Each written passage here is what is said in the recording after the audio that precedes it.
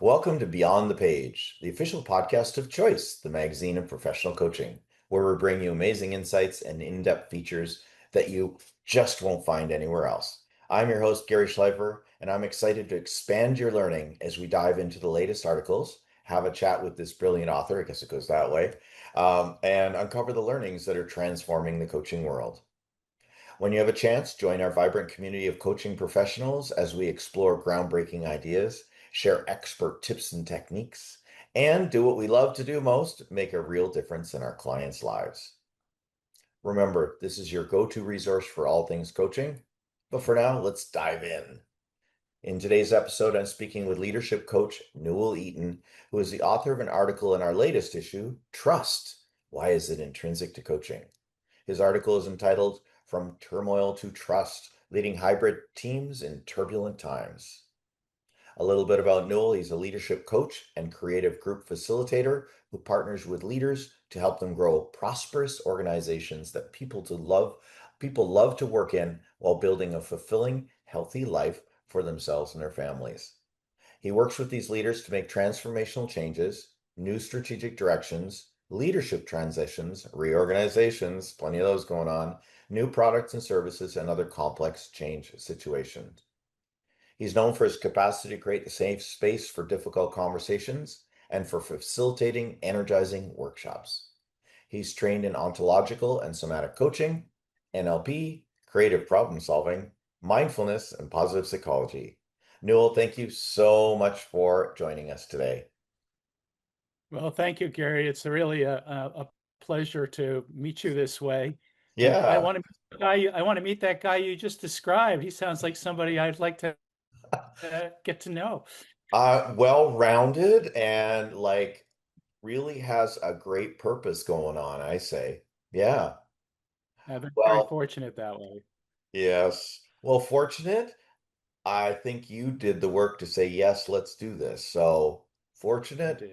It's like when people always say, oh, you're so lucky. I'm like, well, I got nothing to do with it. I worked my butt off to get here. But But that famous Chinese story of the farmer and the horse, right? In terms of it, where that one where basically the farmer has a horse that runs away, and then the everybody says, "Oh, you poor farmer," and he goes, "Maybe yes, maybe no." But then the horse comes back with another horse. ah, Everybody says, "Oh, you're so lucky to have that horse," and he goes, "Well, maybe yes, maybe no." And then his son tries to break that horse and falls off and breaks his leg. And they go, "Oh, poor farmer." And he goes, "Well, maybe yes, maybe no." And then a week or so later, the government declares war, and all the able bodied men have to go off to war. But his son's got a broken leg, so he doesn't go. And everybody says, "Oh, you lucky farmer." And he goes, "Maybe yes, maybe no." So, Never heard that one. oh, That it's a is, favorite of mine. Right. maybe yes, maybe no, but here You we know, are. here we are. Noel, what inspired you to write for us and for this issue? Yeah, thanks, Gary. I've been have the privilege of working as a coach and facilitator now for, as an independent for over 20 years now. And in the early days, I would be asked to go out and do maybe creative problem solving training and full day or even full couple of days with organizations to engage in both trainings, in those kinds of things, as well as learning about leadership and teams. But over time, it stopped being like multiple days. It pretty soon was down to a day. And then it started to become half a day. And nowadays, it's like, can you do a 2 hour lunch break thing for us? And even Wow. 90 minutes. So the very nature of organizations having time or choosing to invest in organizational development, in working on the business rather than in the business, I've seen dramatically change in my career. Yeah. And then what's going on in those organizations, I'll go back to the same organization and the members of the team have changed again and changed again and changed again. So the Yeah. frequency of change on the teams has changed. Then we add now the addition with, the multiple channels we can now communicate with each other, and people now doing what we call hybrid or virtual teams. So people aren't even in the office. Yeah.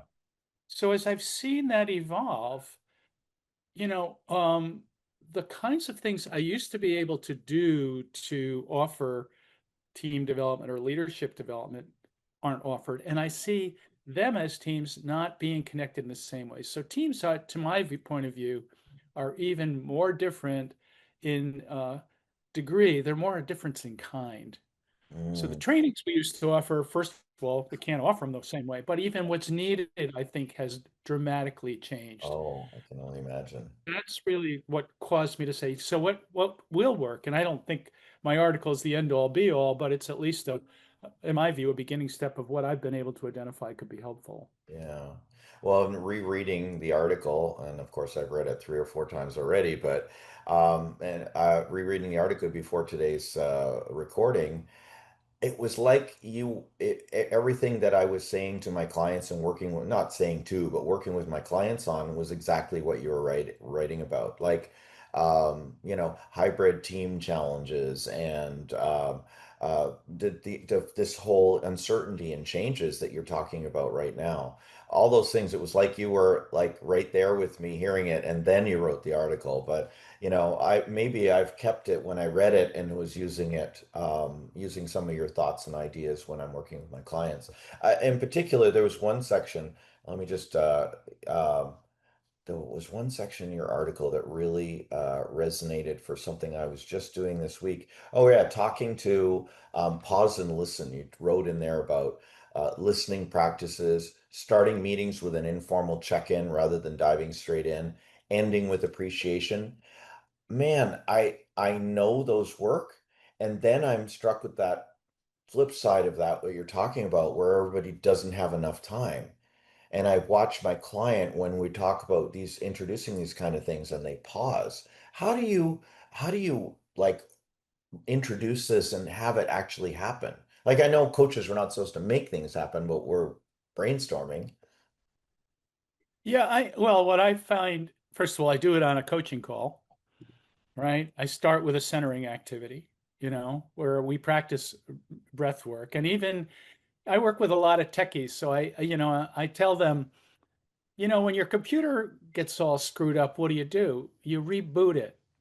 So before you start something, wouldn't it be useful to reboot your brain, so that you're really present for that situation? So I use that sometimes. And the other is for people who like read music. I say, in music, they have these things called breath marks. And so how could you put breath marks between your meetings, before you're thinking? So some of those are metaphors that I use. Um, I think the biggest piece of advice, stepping into my more, when I'm a coach, I coach, I ask questions, but sometimes I put on another hat and I say, I'm a has been, I has been there, you know, and so I'll say, here's some cheap advice from that has been over there. So, calendars are set up for 60-minute meetings. The whole thing gets plugged in. What if you set it up so it was a 50-minute meeting and you gave yourself 10 minutes in between, right? So, like when we went to school, most of us, the bell rang and you had enough time to get to the next class. Barely. Well, how about, yeah, barely, but how do you really create those breaks so that you finish something up before you start the next thing? That's the time for the pause.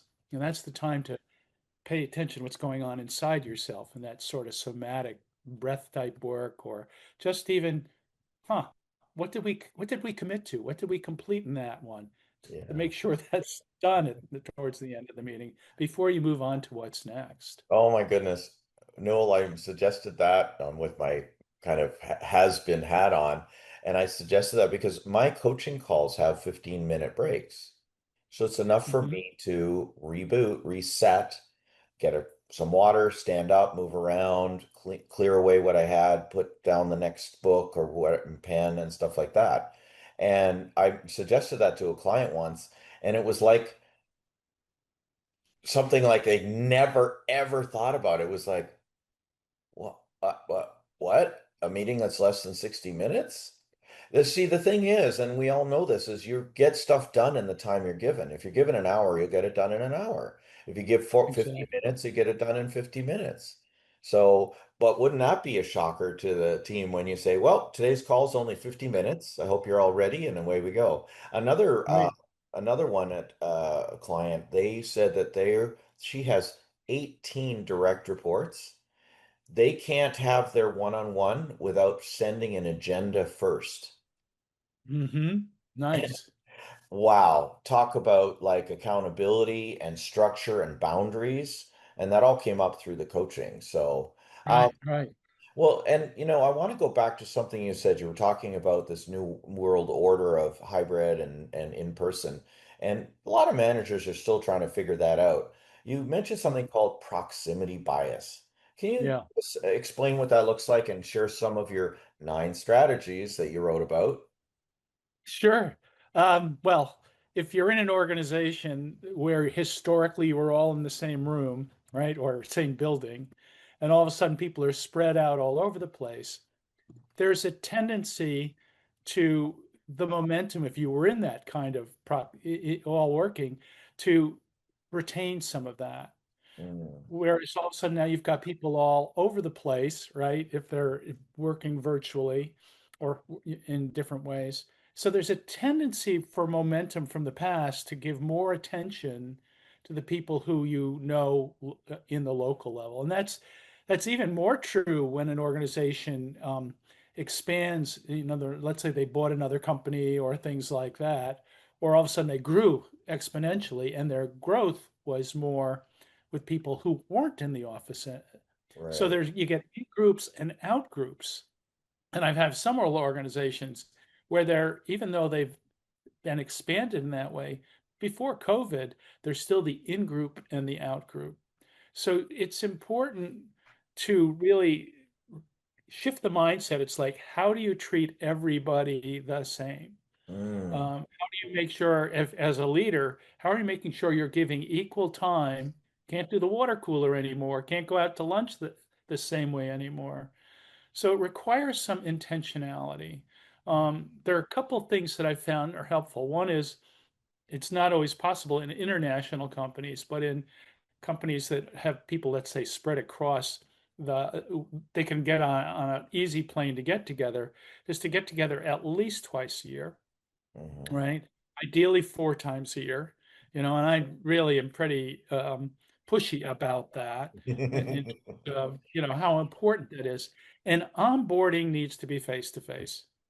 Mm, Whether onboarding whoever you need to spend time with that person so that they get that that channel of direct connection. right. Um, I try and do that with coaching clients as well. It doesn't work when I'm working with people in Switzerland or South America, although I'd like it to. But I was gonna say, I'd like it too.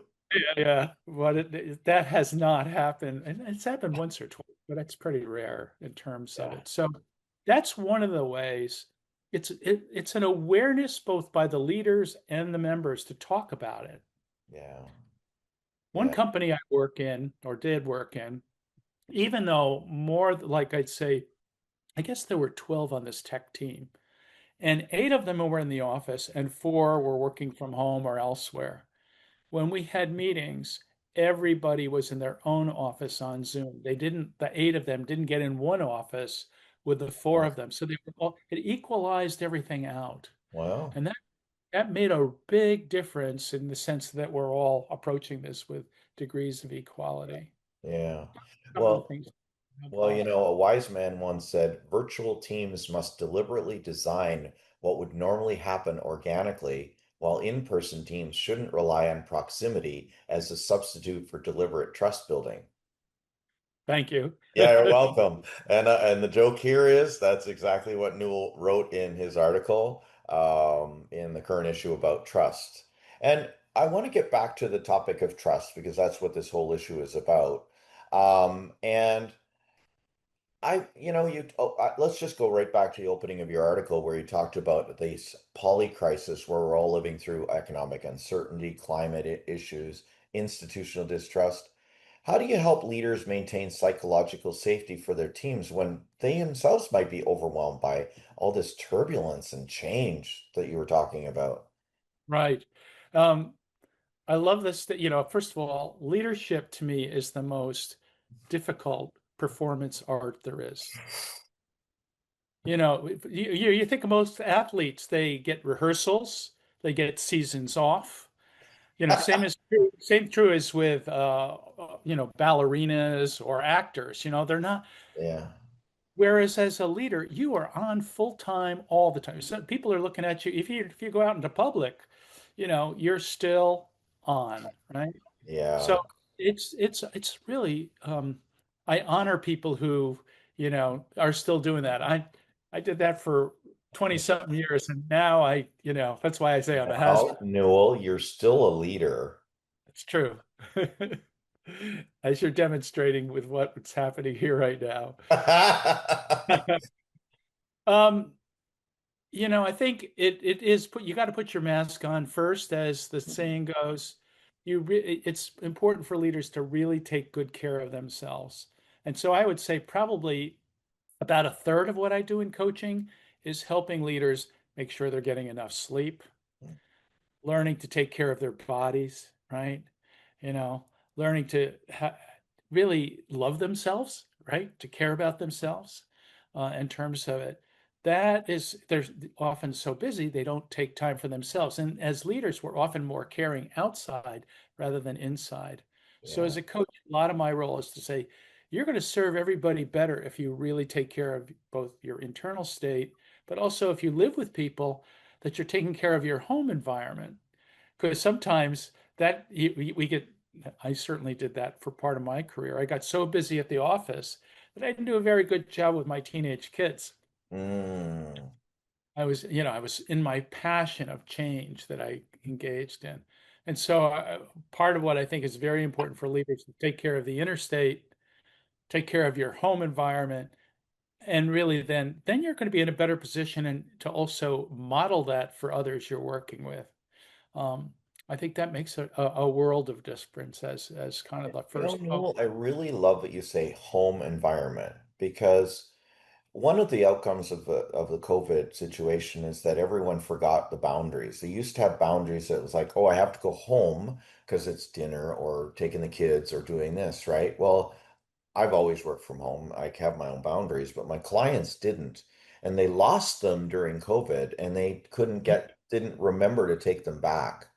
And so Right. for you to say home environment versus kids or all this sort of stuff really leaves it open to everyone and everyone personally to take care of it. And the number of conversations I've had about clients with clients about exactly that, taking care of themselves, setting boundaries, and they're just like, oh yeah, oh yeah, like it's still there. The muscle memory is still there, but the action hasn't happened.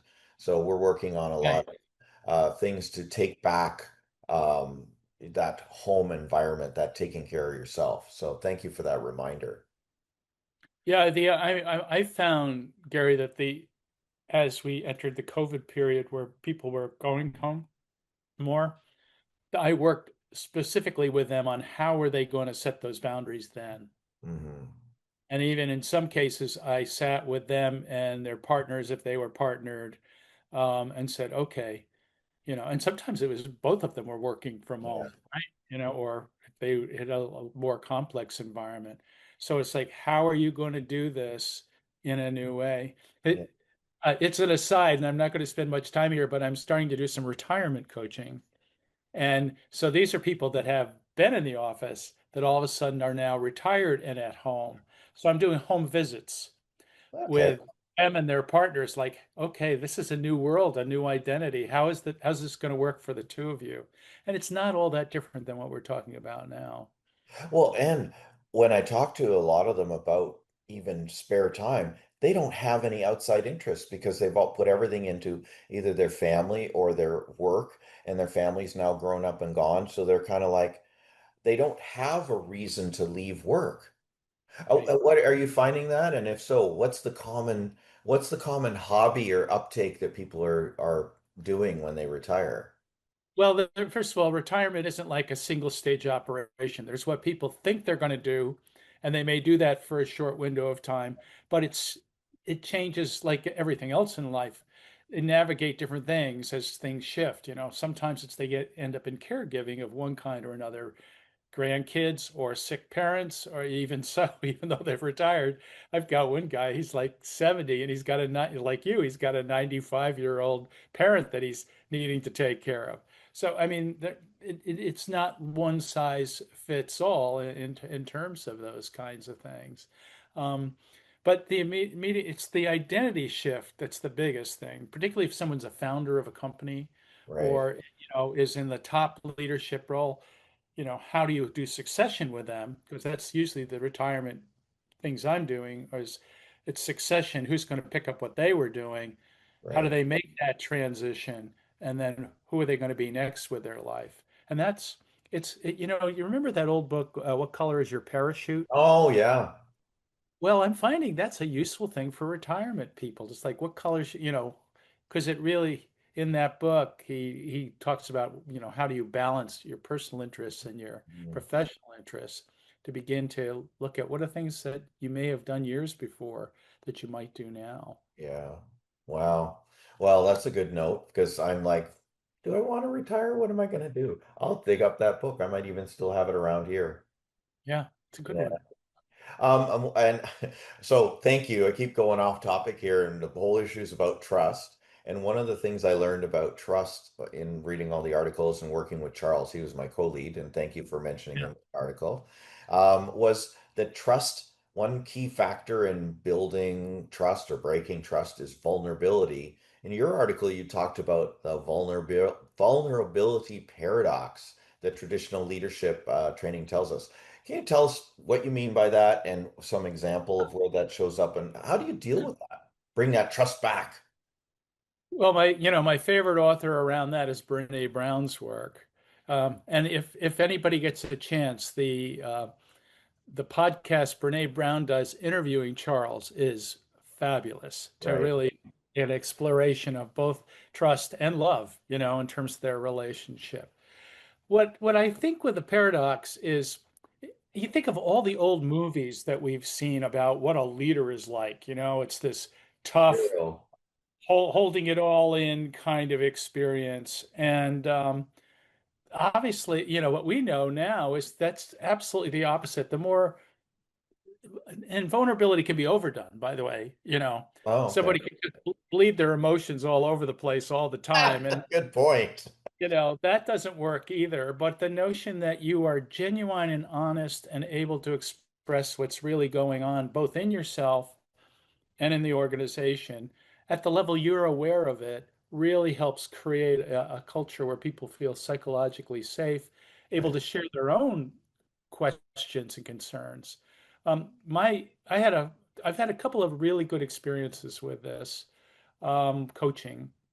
I have a guy he's CEO of a pretty significant company, and his father had just been put into hospice. His wife had broken her ankle. His daughter was in college and was saying she had enough and wanted to come home. He was in the middle of so many major negotiations as well as unforeseeables. And we talked, and I said, you know, Kurt, you really need to take a break from work right now.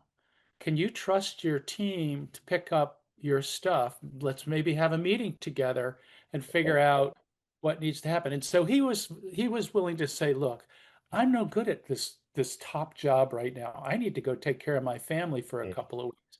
Can you guys pick it up? And by doing that, since then in that organization, and first of all, they did a great job, right? They they first of all they were a high trust group to begin with, but Yeah, it just yeah. really doing that started to spread through the organization in ways that people could express really what their deepest cares in ways that Mhm. really helped them be a much healthier organization after that experience. Yeah. Well, you spoke about that too, about building trust in teams and how to do it and stuff like that. So thank you for sharing that example. That is absolutely brilliant. And it goes back to take a breath, It right? does. Like if, it seems to be a common thread, meetings and personal life and stuff like that. And how often do we actually stop and think to take a breath and to, and even if the team wasn't trust as strongly trusting as your team described, it would be a great test or testament to that leadership if it was thrown upon them at the last minute, to see what the level of trust was. Right. And you when you say that, I'm thinking of a client I spoke with this week, and I don't think that they fully realize the trust that I think that they built trust in their team, but they're Hmm. not willing to test it enough to go on vacation for 2 weeks. Ooh, And it yeah. is, I don't think it's as much about the team as and it is about what they have to do to get ready to go and what they're going to experience when they come back. And this is Yeah. part of a couple where both work in the same industry, in the same organization, and Mm. share their own concerns. So they're building on their own anxieties, right? Right. Right. Take a breath, go talk to somebody else who does this successfully, who can. So Right. we're on a plan now for a trip like next summer.